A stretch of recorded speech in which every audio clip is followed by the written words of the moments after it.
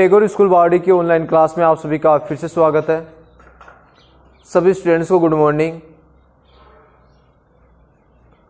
आज हमारी जो ऑनलाइन क्लास है उसमें पीएच स्केल के बारे में अध्ययन कर रहे हैं, जिसमें हम जो अम्ल, क्षार और जो लवण है या जो उदासीन जो विलयन है उसके एग्जाम्पल भी देखेंगे। ठीक है, हमने पीएच स्केल के बारे में पढ़ लिया कि किसी विलयन में H+ आयनों की सांद्रता ज्ञात करने के लिए जिस स्केल को काम में लिया जाता है उसे पीएच स्केल कहा जाता है। ठीक है, इसके बाद में देखो, जैसे हम बात करें कि ये जो पीएच स्केल है उसका मान 0 से 14 तक होता है। 0 से 14 तक क्या होता है? पीएच स्केल का मान होता है। यदि किसी विलयन में हम बात करें उसकी अम्लता व क्षारकता है, उसका सामर्थ्य यानी कितना अम्लीय है या कितना क्षारीय है, उसके सामर्थ्य ज्ञात करने के लिए उसका H+ व OH- आयन उसकी सांद्रता को ध्यान में रखा जाता है। देखो, हमने देखा कि यदि H+ आयन की सांद्रता ज्यादा है तो उस स्थिति में पीएच का मान कम होता चला जाएगा और विलयन अम्लीय होगा।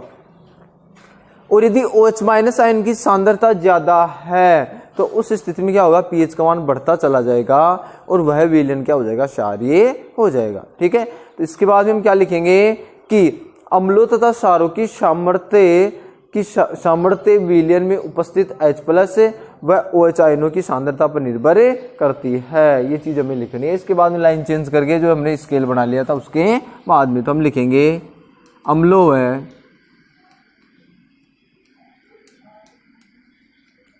क्षारों की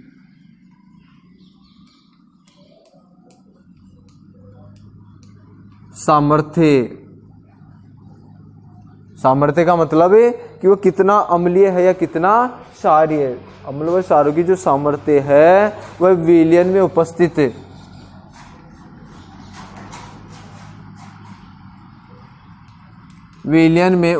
है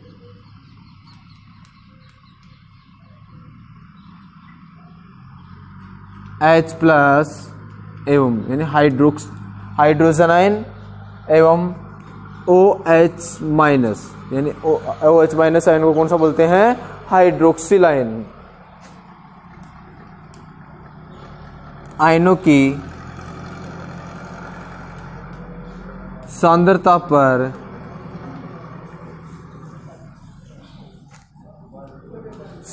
पर निर्भर करती है।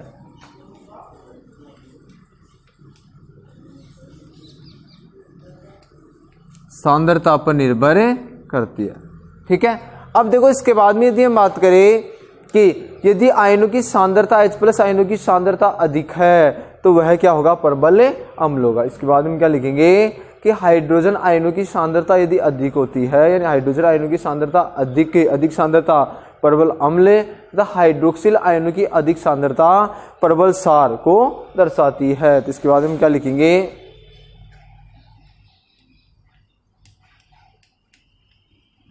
हाइड्रोजन आयन क्वेश्चन लिखो H+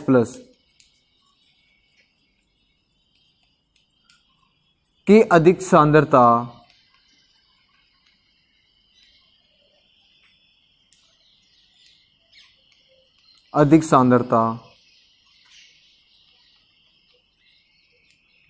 प्रबल अम्ल व हाइड्रोक्सिल आयन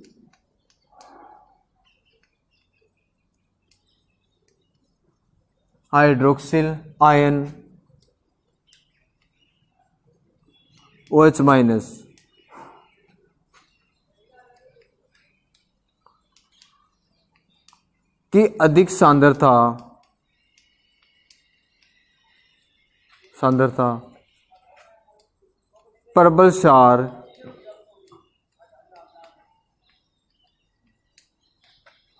को दर्शाती है।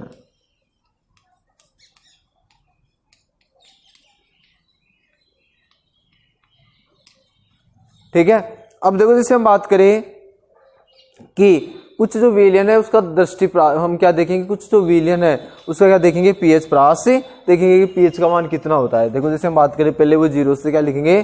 14 तक। ठीक है ना, अम्लीय है, उदासीन है, क्षारीय है ये सब क्या कर लेंगे सारणी में, मतलब उसमें जो स्केल है उसके अंतर्गत लिख लेंगे। जैसे मान लो इस प्रकार से स्केल बना लिया हमने, ठीक है। यह जो स्केल है यहाँ पर कितना मान है 0, ठीक है। मीडियम जैसे हम बात करें, ये मीडियम हो गया, इस मीडियम की हम बात करें यहाँ पर पीएच का मान कितना है 7, और ये एंड वाला पार्ट हो गया, इसमें पीएच का मान कितना है 14 पीएच का मान है। ये 0 से 7 वाला जो पूरा जो पोर्शन है वह पूरा पोर्शन क्या है अम्लीय है, ठीक है। और 7 से 14 वाले की बात करें तो ये जो पूरा पोर्शन है वो क्या है क्षारीय है, ठीक है। अब देखो जैसे 7 वाला क्या हो गया उदासीन। उदासीन जो 7 वाला जो पीएच का जो मान होता है वो किसका होता है शुद्ध जल का। शुद्ध जल उसका पीएच का मान कितना होता है 7 होता है, इसलिए वो क्या होता है उदासीन होता है, ठीक है। 7 से कम वाले की हम बात करें कि अम्लीय पीएच रखने वाले, अम्लीय पीएच वाले रखने वाले पदार्थ इधर लिखेंगे। इधर हम बात करें अम्लीय पीएच रखने वाले पदार्थ कौन कौन से हैं, देखो ये तो एग्जाम्पल किसका हो गया उदासीन विलयन, इसका हो गया उदासीन का। 7 जिसका होता है उसका एग्जाम्पल क्या आ गया शुद्ध जल। अब जो जैसे हम बात करें कि अम्लीय जो विलयन होता है H+ आयनों की सांद्रता अधिक हो, उसका एग्जाम्पल की हम बात करें तो उसमें एक तो आ गया HCl, HCl यानी हाइड्रोक्लोरिक अम्ल। दूसरा आ गया जठरस, जो हमारे आमाशय में पाया जाता है जठरस, ठीक है ना, जो भोजन को पचाने में सहायक होता है। और यह जो जठरस होता है उसी में HCl हाइड्रोक्लोरिक अम्ल पाया जाता है, ये सबसे ज्यादा अम्लीय होता है, ठीक है ना। और इसके कारण क्या होता है कि जो भोजन होता है वो रोगाणु रहित रहता है, भोजन सड़ने से बच जाता है। ये सारी जो प्रोसेस होती है वो किसके कारण पाई जाती है HCl के कारण पाई जाती है, ठीक है ना। इसके अतिरिक्त हम बात करें जैसे दूध है, ठीक है, दही है, ये सब क्या होता है अम्लीय माध्यम के अंतर्गत आता है। नींबू का रस,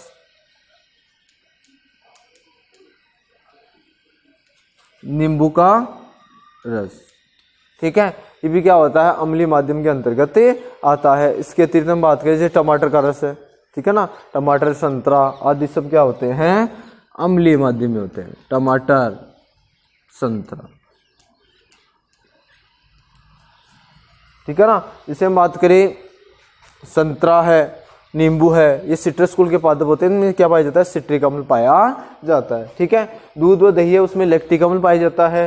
जठरस में कौन सा अम्ल पाया जाता है HCl हाइड्रोक्लोरिक अम्ल पाया जाता है। तो ये तो सारे क्या हो गए अम्लीय क्या हो गए पदार्थ हो गए जिनके एग्जाम्पल है। HCl सबसे ज्यादा अम्लीय होता है, ठीक है ना, जिसका पीएच का मान 1 होता है, ठीक है। इसी प्रकार से हम बात करते हैं कि कुछ सारे जो है पदार्थ है उनके एग्जाम्पल की हम बात करें। सारे पदार्थों के एग्जाम्पल की यदि हम बात करते हैं तो जैसे एक तो NaOH, NaOH सोडियम हाइड्रोक्साइड जिसका पीएच का मान 14 होता है, यानी सबसे ज्यादा क्षारीय होता है। सबसे ज्यादा प्रबल क्षारीय क्या पाया जाता है NaOH, और सबसे ज्यादा प्रबल अम्लीय पाया जाता है HCl, ठीक है। इसी के साथ NaOH के साथ हम बात करें इसके अतिरिक्त जैसे रक्त होता है, ठीक है, इसका पीएच का मान 7.4 के लगभग 7.4 होता है, इसका जो पीएच का मान होता है, तो ये भी क्या होता है क्षारीय होता है, ठीक है ना। इसके अतिरिक्त हम बात करेंगे जैसे साबुन का पानी है, ठीक है, और एग्जाम्पल लिख सकते हैं जैसे साबुन का पानी, वो भी कौन से माध्यम में होता है क्षारीय माध्यम में होता है। क्षार क्या होता है थोड़ा चिकना होता है, ऐसा क्या होता है हमने कुछ पढ़ा था कि, ठीक है ना, कड़वे भी होते हैं, लाल लिटमस पत्र को क्या कर देते हैं नीला भी कर देते हैं, ठीक है। इसी प्रकार से हम बात करेंगे कोई कोल्ड ड्रिंक्स आती है, ठीक है ना, जैसे पेप्सी कोको कोला जो भी कोल्ड ड्रिंक्स है, या फिर हम बात करें सोडा युक्त जो पेयजल होता है, सोडा युक्त जो है हम बात करें शीतल पेय होता है, वो भी क्या होता है क्षार के अंतर्गत आता है। तो इसके बाद हम अन्य उदाहरण लिख सकते हैं सोडा युक्त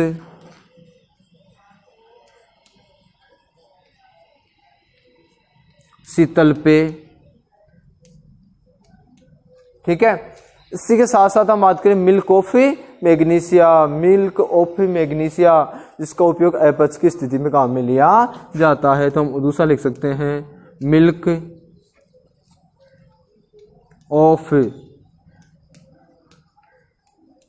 मैग्नीशिया, जिसको किस में काम में ले सकते हैं अपच की स्थिति में काम में लिया जाता है, तो मिल्क ऑफ मैग्नीशिया। ठीक है, MgOH का होल ट्वाइस। ये भी क्या होता है, एक क्षार होता है, लेकिन ये कैसा होता है, दुर्बल क्षार होता है, मिल्क ऑफ मैग्नीशिया, जिसका पीएच का मान कितना होता है, 10 होता है। इसको जो एसिडिटी की स्थिति में क्या किया जाता है, काम में लिया जाता है। ठीक है ना बेटा। और देखो ये क्या हो गया, हमारे अम्ल क्षार है, उसके बारे में थोड़ा सा एग्जाम्पल के बारे में हमने देख लिया कि कौन से अम्ल होते हैं और कौन से क्षार होते हैं। इसमें देखो अम्ल क्षारों की जो सामर्थ्य है, यानी कौन सा दुर्बल अम्ल है या दुर्बल क्षार है, प्रबल अम्ल है, प्रबल क्षार है, या कहने का मतलब दूसरे शब्दों में हम कहेंगे कितना अम्लीय है या फिर क्षारीय है, उसकी सामर्थ्यता होती है वो H+ आयनों की सांद्रता पर और OH- आयनों की सांद्रता पर निर्भर करती है।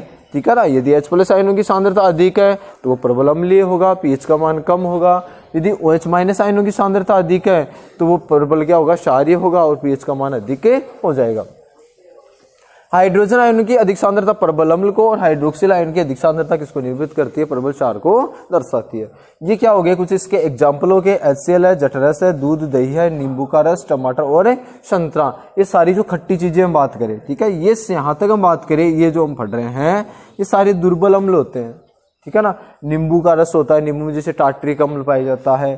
ठीक है ना। जैसे हम बात करें इमली में पाया जाता है टार्ट्रिक अम्ल। ठीक है ना, एक बार इमली में क्या पाया जाता है, टार्ट्रिक अम्ल पाया जाता है। नींबू और संतरा में कौन सा अम्ल पाया जाता है, सिट्रिक अम्ल पाया जाता है। ठीक है ना। दूध और दही की यदि हम बात करते हैं तो उसमें लैक्टिक अम्ल पाया जाता है। और एक चीज मैं ये भी बता देता हूँ कि दूध से जो दही में परिवर्तित करने के लिए जो जीवाणु उत्तरदायी होता है वो लैक्टोबैसिलस नामक जीवाणु होता है। ये शुद्ध जल जिसका पीएच का मान कितना होता है, 7 होता है। ये परीक्षा दृष्टि से कुछ ठीक है, शुद्ध जल का पीएच का मान। ठीक है। इसके साथ हम बात करें क्षार की बात करते हैं तो NaOH सोडियम हाइड्रोक्साइड, रक्त है, साबुन का पानी है, सोडा युक्त शीतल पेय है, मिल्क ऑफ मैग्नीशिया है, ये सब किसके अंतर्गत आते हैं, क्षार के अंतर्गत आते हैं। तो ये हमने अम्ल पढ़ लिया, ये क्षारीय माध्यम हो गया और ये क्या हो गया, उदासीन हो गया और इसके एग्जाम्पल हो गए। अब देखो जैसे हम बात करें इसके बाद में दैनिक जीवन में कुछ पीएच का महत्व है, यानी जो पीएच है उसका दैनिक जीवन में भी इंपॉर्टेंस है। उसमें देखो जैसे हम बात करते हैं, सबसे पहले 1 नंबर का थोड़ा सा मैं आपको समझा देता हूं, कल इसको डिटेल से लिखा दिया जाएगा कि यदि अपच की स्थिति हो जाती है कभी कभी हमारे, तो उस स्थिति में उदर में क्या होने लग जाता है, दर्द व जलन होने लग जाता है, दर्द व जलन होने लग जाता है। उसका कारण क्या होता है कि जठरस का स्त्रावण अधिक हो जाता है, जिससे HCl की मात्रा अधिक हो जाती है। उसे अति अम्लता या एसिडिटी कहा जाता है। अति अम्लता या एसिडिटी कहते हैं। इसके उपचार के लिए एंटी एसिड काम में लेते हैं, प्रति अम्ल पदार्थ काम में लिया जाता है, या फिर हम क्या काम में ले सकते हैं, उसके लिए मिल्क ऑफ मैग्नीशिया MgOH का होल ट्वाइस उसका उपयोग किया जा सकता है, जिसके कारण दर्द व जलन क्या होता है, रुक जाता है। यानी कहने का मतलब हमारी जो आमाशय या उदर में पहले अम्लीय माध्यम होता है, फिर जैसे क्षार अंदर ग्रहण किया जाता है तो अम्ल क्षार आपस में क्रिया करके क्या हो जाते हैं, उदासीन हो जाते हैं, और जिसके कारण क्या हो जाता है, दर्द व जलन कम होने लग जाता है। ठीक है ना। एक उपयोग तो क्या दे रखा है, ये दे रखा है। तो ये इसके बाद में एक दंत से दे रखा है, जिसके अंतर्गत क्या होते हैं कि दंत से के अंतर्गत कि हमारे मुख में यदि भोजन के कोई अवशिष्ट कण शेष रह जाते हैं तो उस स्थिति में मुख का पीएच का मान क्या हो जाता है, कम हो जाता है, क्योंकि जो मुख में जो क्या अवशिष्ट जो भोजन के कण होते हैं वह जीवाणु जो उनके साथ क्रिया कर लेता है और अम्लता प्रदान करता है मुख में। इससे दांतों का टूटना क्या हो जाता है, प्रारंभ हो जाता है, जिसे दंत से कहा जाता है। बेटा और देखो दांत के बारे में बात आ गया तो एक जैसे बढ़िया क्वेश्चन बनता है, जैसे मान लो कि जैसे आगे क्लासों में भी थोड़ा ठीक बनता है कि हमारे शरीर का जो सबसे जो कठोर जो भाग होता है या पदार्थ होता है वो कौन सा होता है, इनेमल पदार्थ ही होता है, जो किसके ऊपर पाया जाता है, दांतों के ऊपर पाया जाता है। ठीक है। अब देखो दंत से बचने के लिए क्या करते हैं, हम टूथपेस्ट काम में लेते हैं जो क्षारीय माध्यम वाले होते हैं, क्योंकि वो क्षार होता है, मुख में अम्ल होता है, मिलकर क्या कर लेते हैं, उदासीन बना लेते हैं और उसके कारण दंत से की प्रक्रिया नहीं होती। हो गया ये। ठीक है। इसी प्रकार से जैसे हम बात करें कि जिस कीटों का डंक होता है, जैसे हम बात करें कि जिस मधुमक्खी हमें डंक मार लेती है, उस स्थिति में क्या हो जाता है कि हम चूना लगा लेते हैं। ठीक है ना। ये दुर्बल क्षार वहां पर लगा लेते हैं, जिसके कारण क्या होता है, दर्द व जलन कम हो जाती है। इसी प्रकार जैसे हम बात करें कि जो अम्लीय वर्षा हो रही है, एसिड रेन है, ठीक है, इसी प्रकार यदि मृदा का पीएच की हम बात करें वो अम्लीय हो तो उसमें क्या डाल सकते हैं, कैल्शियम कार्बोनेट डाला जा सकता है, जिससे जो मृदा का पीएच क्या होता है, संतुलित हो जाता है, फसल अच्छी हो जाती है। ये सारी चीजें पढ़ेंगे हम अगली क्लास में। ठीक है।